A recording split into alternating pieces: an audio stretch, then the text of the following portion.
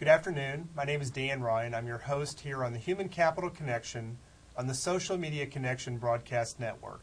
It's a pleasure to have you back with us again today. Very honored to have with me again as a guest Tom Truitt of Music Row Search. Tom, welcome back. Thanks, Dan. Great to be here again. We were talking earlier today about the digital divide and how the digital divide seems to be becoming broader or wider because of recent job loss and just the whole economic situation in our country. Tell me more about your thoughts about how you see job seekers being affected by the digital divide. Well, what I see is workers that have been displaced are not leveraging some of the easy-to-reach tools that technology provides, tools such as LinkedIn, Twitter, and Facebook. Some of them are, a lot of them are regrettably not. So we see statistics, 97% of recruiters are using tools like LinkedIn to find candidates. The challenge is, though, in a lot of the industries where there's been massive job loss, people who maybe are not at the professional level, they're not using these kinds of tools, they don't have access. How does a workforce development agency deal with issues like that? Well, the first thing is the folks that run the workforce development agencies, they themselves need to get up to speed. And they need to be giving advice to these job seekers about these tools. And if they're not, then they're doing a disservice to their customer base. The second thing I would add is it's not always up to somebody else to solve my problems. In other words, if I'm out of work, I've got to do everything in my power to solve my own problem. I've got to seek out smarter people, more well-connected people, in hopes that they can help me.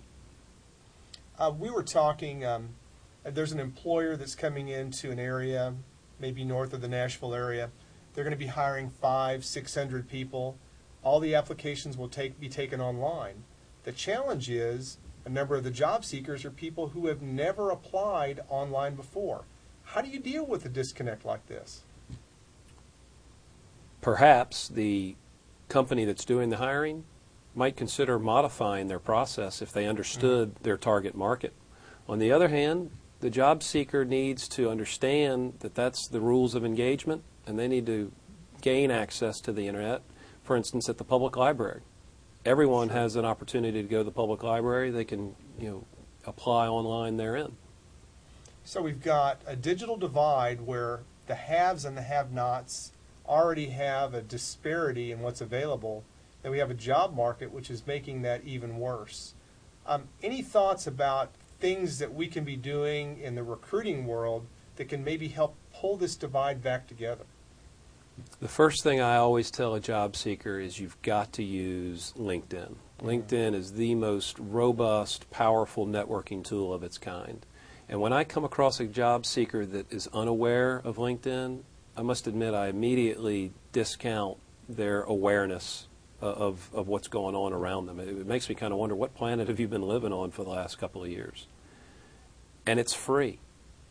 You're exactly right. We were talking, both of us yesterday were at a rather large career expo here in the Nashville area, and you had some thoughts that you were sharing. Tell me about your impressions after having been at the career expo here in Nashville on Thursday.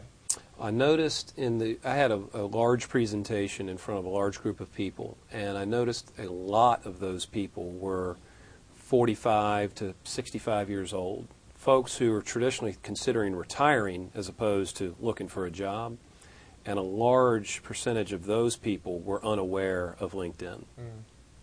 So sometimes I know there's lack of awareness, and I think also there are people who think this is just another fad, it's going to go away. I don't think that's the case in point. I have two sons that are in college, and just the way that the generations are communicating now is substantially different. If I'm going to talk to one of my sons, it's not going to be a phone call, it's not going to be an email. I might catch them sometime and talk to them personally, but it's usually going to be a text. And occasionally they may even see me on Facebook, although one of them doesn't want to see me there. Any other thoughts about how we can get not millennials, but matures and boomers to really start to adapt and adopt this technology? Well, they have to adapt and adopt, because if they don't, they're going to be left further behind. And the only way that they can catch up is to jump right in and start playing with these tools and these toys.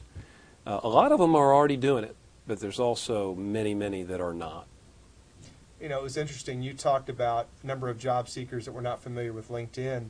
I did 2 presentations, and I would say that in every presentation I did, maybe 1/3 of the people in the audience, maybe 1/3 of 40 to 50 people, were current LinkedIn users, and many of them had no more than a profile. I'm not here to do a commercial for LinkedIn, but when you have 37 million people who are using a technology and it's got proven results, you know, why fight them? You might as well join them. Ignore it to your own peril. That's a good point. And Twitter's another one that's really going to take more significance as time goes on. It's interesting you had mentioned that. I'll just mention this quickly. Twitter has added a new search function on the main page, and using the hash symbol, it's very easy to search for tweets that have a certain commonality. For example, if you were to put hash or pound jobs into the search function, any tweet, whether the person's a follower or not, will show up in your search. It's quite a powerful tool, and the number of organizations and firms using Twitter to recruit, I think it's really growing. It's low-hanging fruit for a hiring authority. I think you're right. Tom, it's been a pleasure to have you with us again on the show. Thanks for having me, Dan. Anytime. Again, my name is Dan Ryan. I'm your host here on the Human Capital Connection on the Social Media Connection Broadcast Network. We hope to have you back with us here again soon. Thank you very much.